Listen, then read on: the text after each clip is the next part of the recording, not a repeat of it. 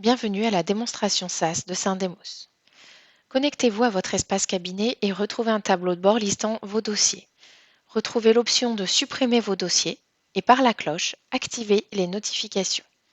Vous avez également un menu vous permettant de filtrer tous vos dossiers. L'onglet Connecteur vous permet simplement d'aller connecter votre Syndemos à votre outil de production par API.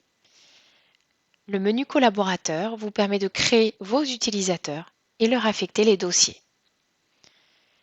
Vous avez à votre disposition des suggestions de réponses et vous pouvez créer vous-même vos propres suggestions. Ainsi, le client pourra être guidé par tag directement depuis son menu de réponse. En rentrant sur le dossier, vous allez pouvoir générer les nouveaux points en suspens. Ici, nous fonctionnons par un FEC. Retrouvez les paramétrages, mettez une date butoir. Stoppez les relances des achats et des ventes pour éviter que les relances ne soient trop rapprochées. Vous pouvez exclure les à nouveau. Dans la gestion des journaux, faites votre première fois la concordance des journaux. Vous allez retrouver ici les catégories et la possibilité, par les boutons switch, de faire apparaître ou non les références de pièces. Vous pourrez également créer votre propre catégorie personnalisée. Ici, par exemple, nous créons les emprunts. Enfin, par ce menu, ici, vous allez retrouver la liste complète de vos comptes et vous pourrez faire ressortir le libellé détaillé de l'écriture en sélectionnant les comptes en bleu. Puis, vous allez pouvoir générer vos questions. Vous allez pouvoir remplacer des questions ou ajouter des nouvelles questions. Une fois les questions validées, vous retrouvez ici toutes les questions par catégorie. À valider, celles qui sont à poser au client. À envoyer, celles que vous avez validées pour envoyer au client. En attente, elles sont chez le client en attente de réponse. À traiter, elles ont été répondues par le client et en attente de traitement au cabinet. Traiter, les questions sont traitées. Et dans le menu Archiver, retrouvez toutes les questions que vous ne souhaitez pas poser au client.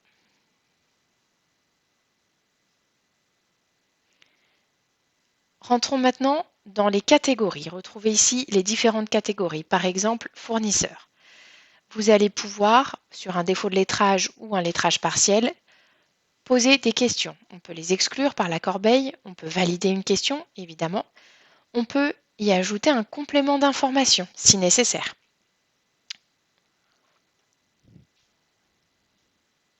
On peut également y ajouter une pièce jointe. Et on valide par la coche.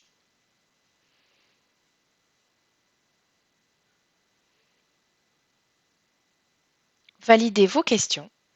Vous pouvez également faire de la validation de masse, par exemple, par le menu « Valider le groupe ».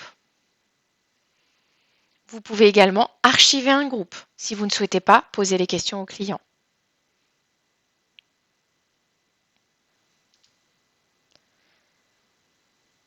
Retrouvez l'option de pouvoir valider toutes les questions d'une même catégorie en un seul bouton. De même, retrouvez l'option d'archiver toutes les questions d'une même catégorie en une seule fois. Retrouvez ensuite dans le menu « À envoyer » toutes les questions que vous avez posées au client, que vous pouvez contrôler ou modifier, puis envoyer au client. Posez une date butoir au client. Joignez une copie du PDF des questions. Retrouvez les destinataires des mails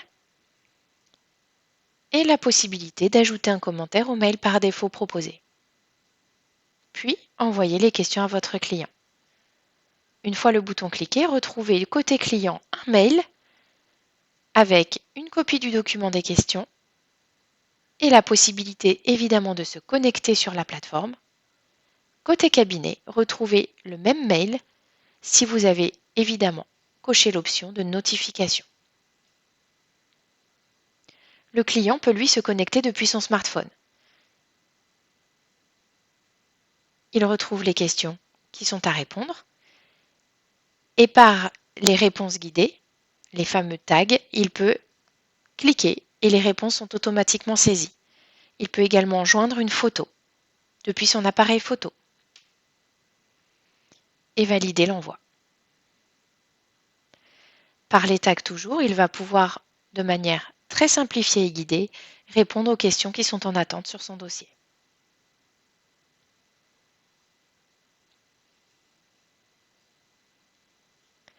Si nous nous connectons cette fois-ci côté ordinateur, côté client, il va retrouver dans le menu Envoyer les questions qui sont pré-traitées ainsi que la photo, par exemple. Et dans À répondre, de la même manière, il pourra répondre par les tags et être guidé par des réponses présaisies. Il pourra joindre des pièces en PDF, par exemple, et valider.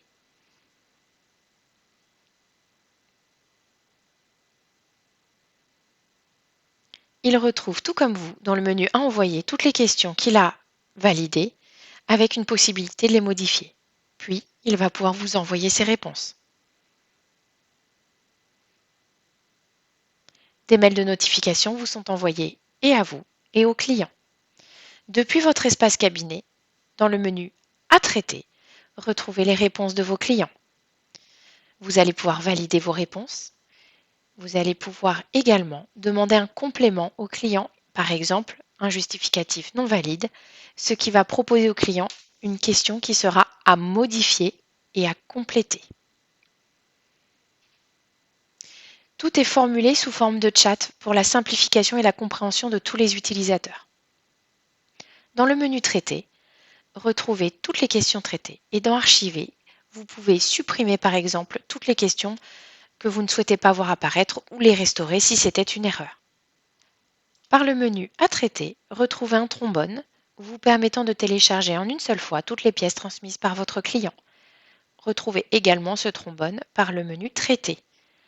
Vous pouvez également supprimer toutes les questions traitées si vous souhaitez nettoyer votre dossier. Dans le menu Gestion du dossier, Échanges, retrouvez une traçabilité totale des échanges entre le cabinet et le client. Vous pouvez télécharger toutes les pièces jointes d'un envoi, puis la possibilité de borner des dates et télécharger tous les documents entre ces deux dates, par exemple pour votre révision. Par l'historique des importations, retrouvez qui a importé les éléments de FEC.